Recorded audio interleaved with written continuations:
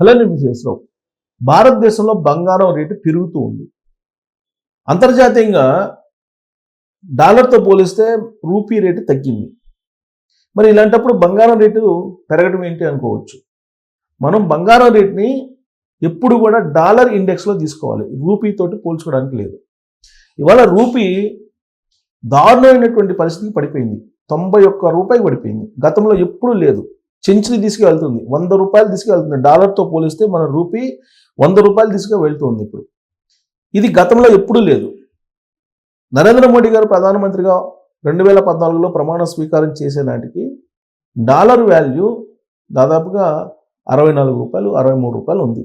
దానికే ఆయన పెద్ద ఎత్తున ప్రచారం చేశాడు. మన్మోహన్ సింగ్ గారి చేతగాని పరిపాలన కారణంగా ఆ రోజున కామన్వెల్త్ స్కామ్ కానీ, 2G స్కామ్ కానీ, బొగ్గు స్కామ్ కానీ వీటన్నిటిని ఉదహరిస్తూ అందుకే రూపీ వాల్యూ పడిపోయిందని చెప్పి నరేంద్ర మోడీ గారు పెద్ద ఎత్తున ప్రచారం చేశారు. ఆ రోజున భారత ప్రజలు అందరూ నమ్మారు.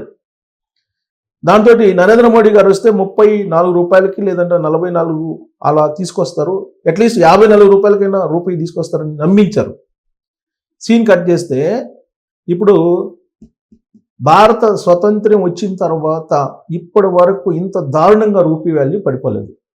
ఆర్థిక మంత్రి నిర్మలా సీతారామన్ గారు ఏమంటున్నారు, రూపీ వాల్యూ ఎంత పడిపోతే, ఎంత పతనం అయితే అంత మంచిదని చెప్పేసి అంటున్నారు ఆవిడ. రూపీ వాల్యూ పడిపోతుంది ఒక పక్క, భారత ఆర్థిక వ్యవస్థకు సంబంధించినటువంటి ఇష్యూ. కానీ ఆర్థిక మంత్రి ఏం చెప్తున్నారు, మన ఎగుమతులకి దిగుమతులకి ఇదంతే మంచిదేను, ఇంకా పడిపోవాలి అని చెప్పి ఆవిడ ప్రస్తావిస్తూ ఉన్నారు. సో ఒక రకంగా చూస్తే మంచిది అని చెప్పి అనుకున్నా, మన ఎగుమతులకు మంచిదని చెప్పి చెప్తున్నప్పటికీ కూడా ఓవరాల్గా భారత ఆర్థిక పరిస్థితి, ద్రవ్యోల్బణం దృష్ట్యా చూస్తే ఆర్థికవేత్తలు ఏమంటున్నారు, ఆర్థిక శాఖ మంత్రి నిర్మలా సీతారామన్ గారు ఇలా మాట్లాడుతున్నారని చెప్పేసి అనుకుంటున్నారు. మరి అంత మంచిదే అయినందు కారణంగానే ఇప్పటివరకు ఆర్బీఐ కానీ కేంద్ర ప్రభుత్వం కానీ రూపాయి పతనం అవుతున్నా కానీ చూస్తూ ఉన్నారు. దాని జోలికి వెళ్తలేదు.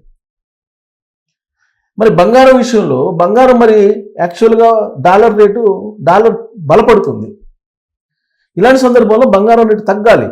ఇది అంతర్జాతీయ సూత్రం. ఇది డాలర్ రేటు పెరిగితే బంగారం రేటు తగ్గాలి.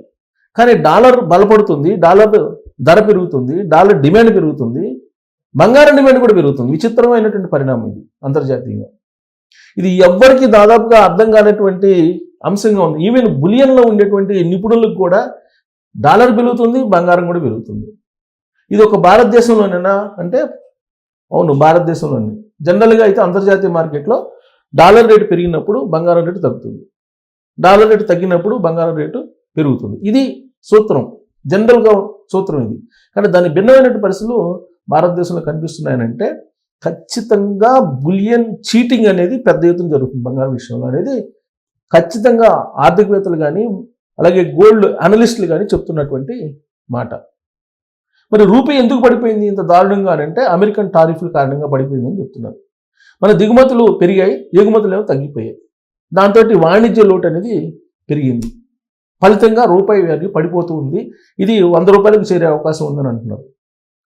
గతంలో పెట్రోల్ డీజిల్ మీద ఒక 10 పైసలు 20 పైసలు పెంచితే పెద్ద ఎత్తున ప్రజలు రోడ్ల మీదకి వచ్చి ధర్నాలు, నిరసనలు, కార్యక్రమాలు చేపట్టేవాళ్ళు. మూడోసారి ప్రధానమంత్రి అయినటువంటి నరేంద్ర మోడీ గారి హయాంలో పెట్రోల్ డీజిల్ 100 రూపాయలు దాటిపోయింది. 107 పెట్రోలు 108 దాకా ఉంది, డీజిల్ అదే రేట్లో ఉంది. కానీ ఎక్కడ కూడా నిరసనలు, ఆందోళన కార్యక్రమాలు లేవు. ఇది పరిపాలన దక్షత అందామా, లేదంటే ఆ స్థాయికి ప్రజల ఆర్థిక పరిస్థితి పెరిగింది అని చెప్పేసి మనం భావించాలా?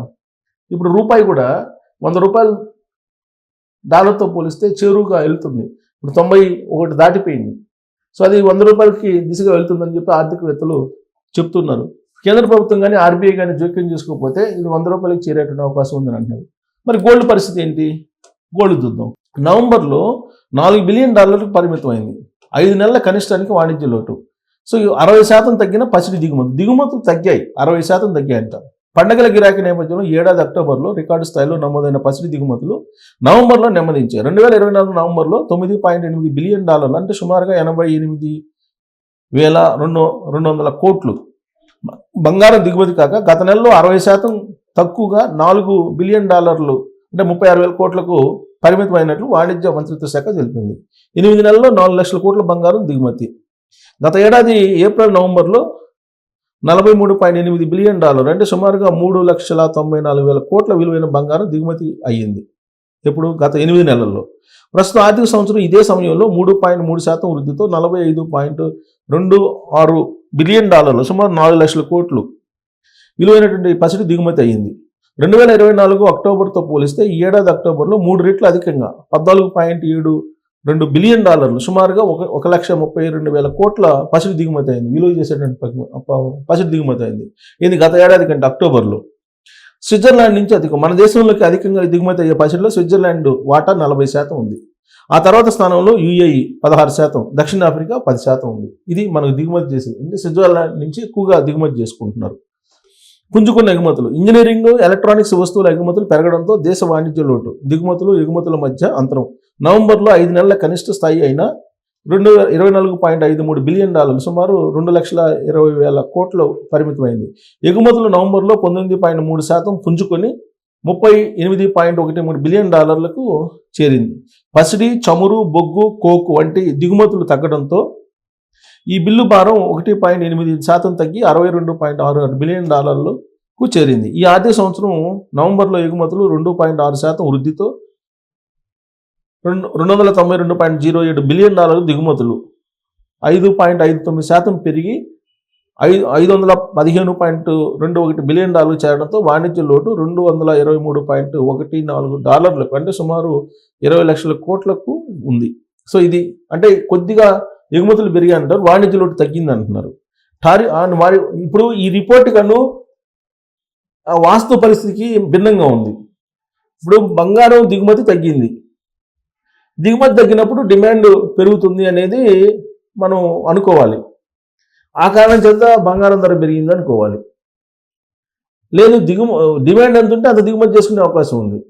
ఇక వాణిజ్య లోటు తగ్గింది అంటున్నారు. వాణిజ్య లోటు తగ్గినప్పుడు రూపీ వాల్యూ ఎందుకు పడిపోతుంది అనేది ఒక పెద్ద క్వశ్చన్. వాణిజ్య లోటు తగ్గితే రూపీ వాల్యూ బలపడాలి, కానీ రూపీ వాల్యూ తగ్గుతుంది. ఇక టారిఫ్లు ఉన్న అమెరికాకి అధిక ఎగుమతి. మన ఉత్పత్తులపై అమెరికా 50% టారిఫ్ అమలు చేస్తున్న మన అగ్రగామి ఎగుమతి గమ్యస్థానం అమెరికాకి కొనసాగుతుందని చెప్తూ ఉన్నారు ఆర్థికవేత్తలు. సో అమెరికా మీదనే ఎక్కువ ఆధారపడి ఉండే ఎగుమతులని. ఇక రూపీ వాల్యూని చూద్దాం. రూపీ వాల్యూ చూస్తే ఇక్కడ చూడండి, రూపీ వాల్యూ చూస్తే ఇది దారుణమైనటువంటి పరిస్థితి. రూపీ $1కు 91 దాటేసింది. సెంచరీ దిశగా టైం. రూపాయి విలువ మరింత అత్యంత దారుణంగా పడిపోయింది. గతంలో ఎప్పుడు లేనంతగా రికార్డు స్థాయిలో క్షీణించింది. $1తో పోల్చుకుంటే రూపాయి విలువ ఏకంగా 91 రూపాయలను దాటేసింది. ఒక దశలో గరిష్టంగా 91.07 చేరింది. కొద్ది రోజుల కిందటే 90 రూపాయల మార్కును దాటింది రూపాయి విలువ. అది తక్కువ సమయంలో 91 రూపాయలను కూడా దాటడం అనేది అత్యంత ఆందోళనకరం. కేంద్ర ప్రభుత్వం నిర్వహించే అంతర్జాతీయ లావాదేవీలన్నీ కూడా డాలర్ మీద ఆధారపడి ఉన్న ప్రస్తుత పరిస్థితుల్లో రూపాయి విలువ 90ని దాటడం దేశ ఆర్థిక వ్యవస్థను మరింత ఒత్తిడిలోకి నెట్టే అవకాశం ఉంది.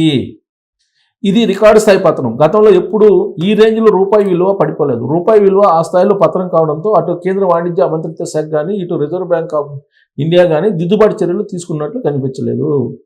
చేయరు. ఎందుకంటే ఆర్థిక మంత్రి నిర్మలా సీతారామన్ గారు చెప్తున్నారు రూపాయి ఇంకా పతనం కావాలని.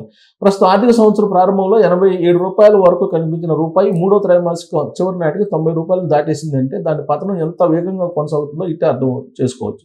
సోమవారం నాటితో పోల్చుకుంటే ఒకేసారి 30%, 0.3% అంటే 30 పైసలు మేర క్షీణించడం అనేది మింగుడు పట్టలేదు. అటు స్టాక్ మార్కెట్లపై stock exchange, national stock exchange నష్టాలతో ఆరంభమయ్యాయి.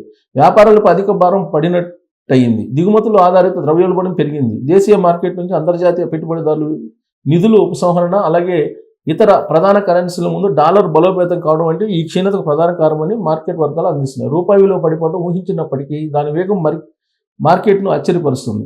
ఈ అస్థిరతను తగ్గించడానికి నిర్వహణ చర్యలు తీసుకుంటామని ఆర్బీఐ చెబుతూ వస్తుంది, కానీ ఎక్కడా కూడా దాని ఫలితం కనిపించట్లేదు. బలహీన విదేశీ పోర్ట్ఫోలియోలు, పెండింగ్లో ఉన్న అమెరికా భారత్ ట్రేడ్ అగ్రిమెంట్స్ ఇందులో కొనసాగుతున్న అనిశ్చితి పతనానికి దారితీశాయి. రూపాయి విలువ క్షీణించిన ప్రభావం వ్యాపారం పైన నేరుగా పడుతుంది.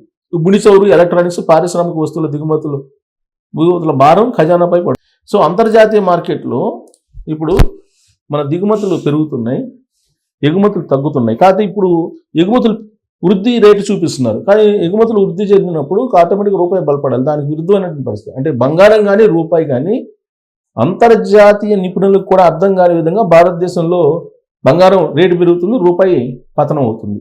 సో ఈ పరిణామం భారత ఆర్థిక వ్యవస్థకి ఇబ్బందికరం అని చెప్పి ఆర్థికవేత్తలు చెప్తున్నారు. మరి మీరేమంటారు?